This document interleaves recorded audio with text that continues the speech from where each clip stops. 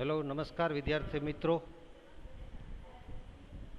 Hello નમસ્કાર વિદ્યાર્થી મિત્રો. શ્રી BBNPB હિરપરા કન્યા વિદ્યાલયમાં આપ સૌનું હાર્દિક સ્વાગત છે.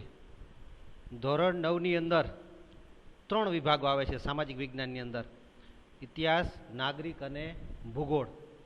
આજે આપણે ભૂગોળની અંદર પાઠ નંબર 13, સૌ પ્રથમ તો એ પાઠની શરૂઆત કરશું. ભારતનું સ્થાન, ભૂસ્તરીય રચના અને ભૂપૃષ્ઠ.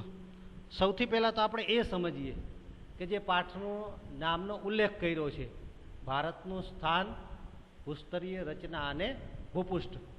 પણ એ પહેલાં એક ખાસ સૂચના બધા વિદ્યાર્થીઓ માટે કે ભૂગોળના જે કોઈ પાઠ છે એ દરેક પાઠની અંદર એક ચોપડો 200 પેજનો અને એની સાથે સાથે ધોરણ 9ની અંદર નકશાપૂર્તિનો 2 વ્યવસ્થિત અભ્યાસ કરવાનો છે. એટલે દરેક પાઠની અંદર પાઠ પૂરો થયા પછી એ દરેક સ્વ અધ્યયનના પ્રશ્નો અને નકશાપૂર્તિના જે કોઈ પ્રશ્ન આવે છે એમની અંદર 2 નકશાઓ આપેલા હશે. એક અભ્યાસ માટેનો નકશો હશે અને બીજો જે નકશો હશે એ તમારે પેન્સિલથી વ્યવસ્થિત પૂરવાનો છે. એની સાથે સાથે જે અભ્યાસ માટેના નકશા આપ્યા છે, પછી બીજા અન્ય એક નકશો એ પણ આપ્યો છે કે જેમની અંદર તમારે પેન્સિલથી એમના સ્થાન એ દર્શાવવાનું છે. એટલે કે જે અભ્યાસ કર્યા પછી એ નકશાપૂર્તિ અને પાઠ્યપુસ્તકના 2 એમાં વ્યવસ્થિત જવાબ લખવાના છે. હવે આપણે પાઠની ચર્ચા કરીએ. પાઠનું નામ છે ભારતનું સ્થાન, ભૂસ્તરીય રચના અને ભૂપૃષ્ઠ. સૌથી પહેલાં આપણે વાત કરીએ ભારતનું સ્થાન શું છે. તો કે ભારત છે એ દુનિયાના નકશાની અંદર કઈ જગ્યાએ આવેલો છે. તમારા અહીંયા જે તમારા પાઠ્યપુસ્તકની અંદર જે નકશો આપ્યો છે એમની અંદર વ્હાઇટ કલર રૂપે ભારતનું એ સ્થાન આપ્યું છે. આપણે એમ કહી શકાય કે ભૌગોલિક દ્રષ્ટિએ ભારત ઉત્તર ગોળાર્ધમાં આવેલો છે. એ અહીંયા તમે એ ભારત વિશ્વનો જે નકશો છે એ એમની અંદર એ બતાવ્યું છે. બીજું, જે હિન્દ મહાસાગર છે એ એમના શીર્ષ સ્થાને એ ભારતનું સ્થાન છે એ બતાવેલું છે. દુનિયાનો જે કોઈ આ નકશો છે એ નકશાની અંદર ભારત દેશ ક્યાં એ બતાવ્યું છે. અહીંયા આપણે જે આફ્રિકા, એશિયા, હિન્દ મહાસાગર, આ વિશ્વના નકશાની અંદર ભારત છે એ હિન્દ મહાસાગરના સ્થિર સ્થાને એ આવેલો છે. એટલે એ દુનિયાના નકશાની અંદર અથવા તો જે વિશ્વનો નકશો છે એમની અંદર એ ભારતનું શીર્ષ સ્થાન છે, ટૂંકમાં એ કહી શકાય. બીજો મુદ્દો આપ્યો છે ભૂસ્તરીય રચના. એ ભૂસ્તરીય રચના કોને કહેવાય? ભારતમાં કેવા પ્રકારની જમીનો આવેલી છે એ ભારતમાં ભૂસ્તરીય રચનાની દૃષ્ટિએ વિશ્વના જે કોઈ દેશો છે એ દેશોની સરખામણી આપણી જે જમીનો છે, જમીનનું જે સપાટીનું સ્થળ છે એ દુનિયાની દૃષ્ટિએ ઘણા બધા અલગ અલગ પ્રકારના એમાં આપ્યું છે. એટલે કે ભૂસ્તરીય દૃષ્ટિએ અલગ અલગ જમીનો એ બતાવવામાં આવી છે અને એ જમીનોની દૃષ્ટિએ ઘણું બધું વૈવિધ્ય સભરતા છે. ત્રીજો મુદ્દો એમાં આપ્યું છે ભૂપૃષ્ઠ, કે એ જમીન સપાટી ઉપર કેવા પ્રકારના એ જંગલો આવેલા છે, પર્વતો આવેલા છે, ખીણ પ્રદેશો છે, દરિયા કિનારાના મેદાનો હોય, આ બધી બાબતો છે એ ભારતનું સ્થાન, ભૂસ્તરીય રચનાની અંદર એ સમાવેશ કરવામાં આવ્યો છે. એટલે આ 3 બાબતો, એક વિશ્વની અંદર ભારત કઈ જગ્યા ઉપર આવેલો છે એની રચના એ કેવા પ્રકારની છે, કેવી જમીનો આવેલી છે અને એનું ભૂપૃષ્ઠ ઉપરની જમીનની સપાટી જે છે એ કેવા પ્રકારની છે, દુનિયાના જે અન્ય પ્રાંતો છે એની દ્રષ્ટિએ એમની ચર્ચા કરવાની છે. એટલે ખાસ દરેક વિદ્યાર્થી મિત્રો એ ધ્યાનમાં રાખજો કે ભારતનું સ્થાન, ભૂસ્તરીય રચના અને એ ભૂપૃષ્ઠ એ બાબતોની છે એ આ પાઠની અંદર આપણે એ ચર્ચા કરવાની છે. હવે આપણે વિશ્વના જે અન્ય દેશો છે એના કરતાં આપણો ભારત દેશ એ કઈ રીતે જુદો પડે છે એમને જોઈએ છે. વિશ્વના દેશોમાં ભારતનું સ્થાન એ અન્ય દેશો કરતાં કંઈક આગવું સ્થાન છે. શા માટે આવું બન્યું? તો કે ભારત એક વિશાળ દેશ છે. દુનિયાના જે કોઈ રાષ્ટ્રો છે એના કરતાં આપણો ભારત દેશ એ વિશાળ છે. વિશાળ મતલબ અહીંયા આપણે 3 રીતે યાદ રાખવાનો છે. એક આવશે આપણા વિસ્તારની દૃષ્ટિએ. દુનિયાના 6 પ્રાંતો, આગળ આપણે હજી આ પાઠની અંદર એમની ચર્ચા કરશું કે આપણા કરતાં વિશ્વના 6 પ્રાંતો છે એ ક્યાં ક્યાં મોટા છે એટલે કે વિશાળ જે ક્ષેત્રફળ છે એ આપણા 7મા ક્રમે છે એ ભારત આવે છે. 6 રાષ્ટ્રો એવા છે કે જે આપણા કરતાં એ વિસ્તારની દૃષ્ટિએ મોટા હોય એટલે એક બીજું આવશે વસ્તીની દ્રષ્ટિએ દુનિયાના જે કોઈ રાષ્ટ્રો છે એમાં પહેલા ક્રમે છે એ ચીન અને બીજા ક્રમે છે આપણો એ ભારત દેશ. એટલે આ દ્રષ્ટિએ પણ ભારત એ ખૂબ જ વિશાળ છે. ત્રીજું આવશે એ લોકશાહીની દ્રષ્ટિએ, જે આપણે દુનિયાના અન્ય દેશોની અંદર જે શાસન પ્રણાલિકાઓ છે એની સરખામણી આપણો ભારત દેશ જે આવડો મોટો વસ્તીની દ્રષ્ટિએ હોય અને કોઈ લોકશાહી દેશ હોય તો એ ભારત દેશ છે. એટલે કે સૌથી મોટામાં મોટો કોઈ દેશ હોય તો એ ભારત દેશ છે. એટલે કે લોકશાહીની દ્રષ્ટિએ એ મોટામાં મોટો દેશ છે. હવે 3 રીતે આપણે યાદ રાખ્યું. પહેલું છે એ વિસ્તારની દ્રષ્ટિએ ભારત છે એ 7મા ક્રમે આવશે, વસ્તીની દ્રષ્ટિએ છે એ બીજા ક્રમે, અને લોકશાહીની દ્રષ્ટિએ છે એ પ્રથમ ક્રમે આવશે. એટલે ઘણી વખત વિદ્યાર્થી મિત્રો તમારે 1 માર્કના પ્રશ્નની અંદર આ 3માંથી એકાદો પ્રશ્ન છે એ પૂછાવાનો છે. હવે આપણે વાત કરીએ આપણી સંસ્કૃતિની, કે અન્ય દેશના જે સંસ્કૃતિ છે એના કરતાં ભારત કંઈક એ જુદો પડે છે.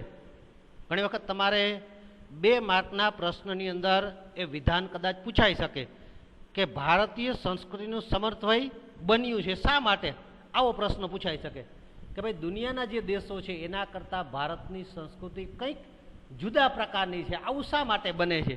તો એનું સમન્વય સંસ્કૃતિ છે. આપણે જોઈએ છીએ કે ભારતની અંદર ધર્મ, જાતિ, પ્રજાતિ દરેકને આપણે સંભાવ ભારતીય સંસ્કૃતિનું આગવું લક્ષણ છે.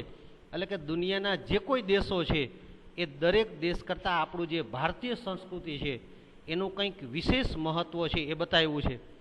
કોઈ પણ ધર્મ પાળતી પ્રજા કે પ્રજાતિ માટે ભારતે સૌને માટે મૈત્રીપૂર્વ દ્વાર ખુલ્લા રાખ્યા છે અને સૌને આવકારે છે. આપણે જાણીએ છીએ કે ભારતની અંદર અનેક વિદેશી પ્રજાઓ છે એ વેપાર માટે આવી અને દરેકને આપણે છે એ સ્વીકાર્યા હતા. જેમ દૂધમાં સાકર ભળે એમ આપણે જે કોઈ ભારતની અંદર અન્ય વિદેશી પ્રજાઓ આવી એ દરેક વિદેશી પ્રજાઓને આપણે સ્વીકારી છે.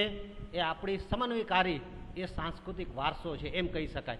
અન્ય દેશનું જે છે એ અન્ય કરતાં આ ભારતની અંદર જે કોઈ આપણી સંસ્કૃતિ છે એ જુદી છે.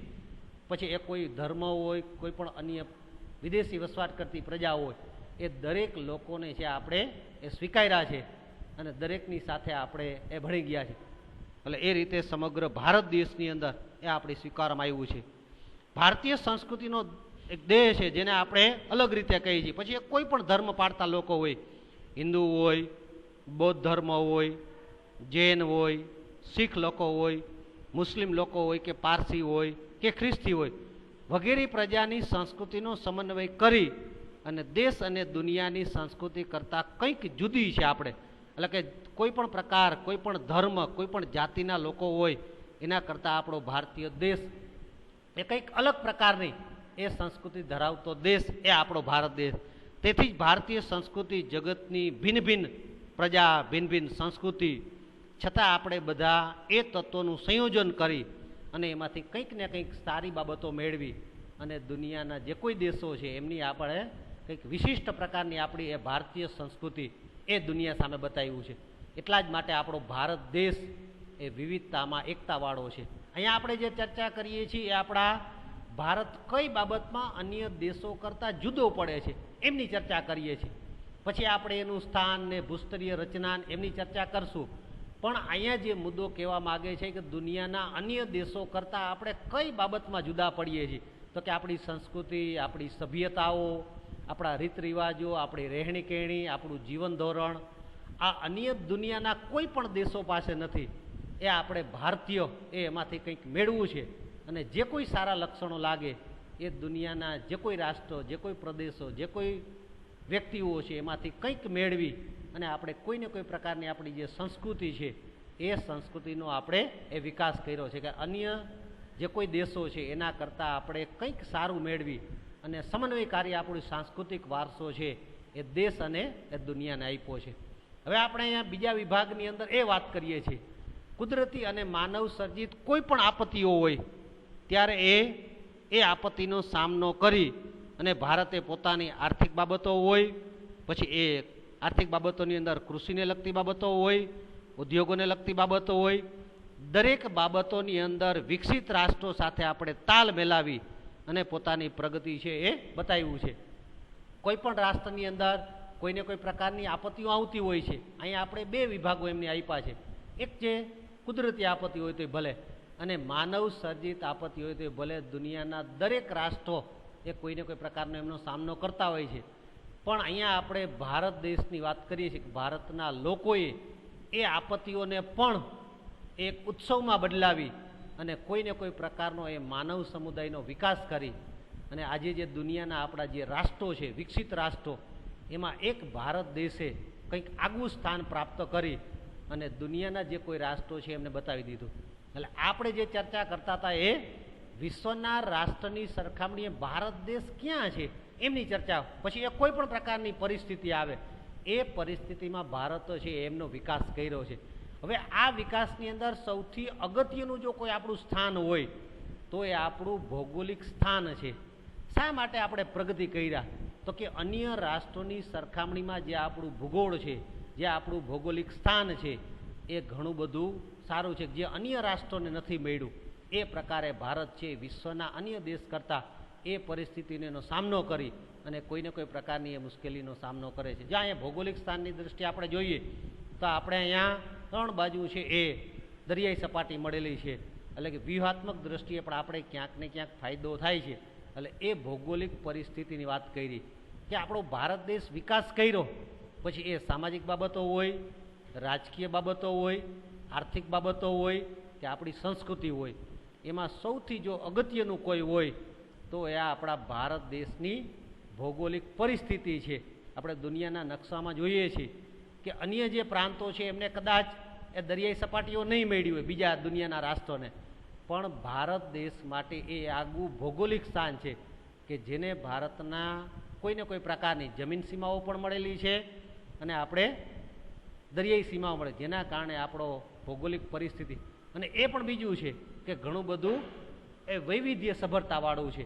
એટલે આ પાઠની અંદર આપણે ભારતનું સ્થાન, ભૂસ્તરીય રચના અને ભૂપૃષ્ઠની ચર્ચા કરી. આ પહેલા મુદ્દાની અંદર આપણે સામાન્ય ચર્ચા એ કરવાની છે કે અન્ય રાષ્ટ્ર કરતાં આપણો ભારત દેશ કઈ રીતે જુદો પડે છે એ, અને એમની અંદર કઈ કઈ બાબતોની ચર્ચા કરી છે. એટલે પહેલા વિભાગની અંદર આપણે અત્યારે અહીં સુધી રાખી છે. હવે પછીનો જે મુદ્દો છે એ આપણે ભારતનું સ્થાન, કદ અને વિસ્તાર એમના વિશે ચર્ચા કરશું.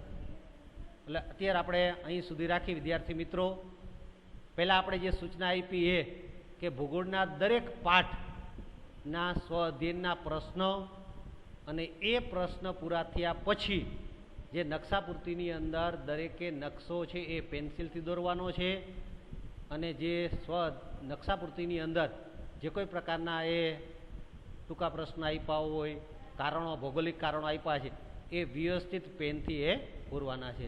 સરસ, ચાલો આજે આપણે અહીં સુધી રાખીએ છીએ.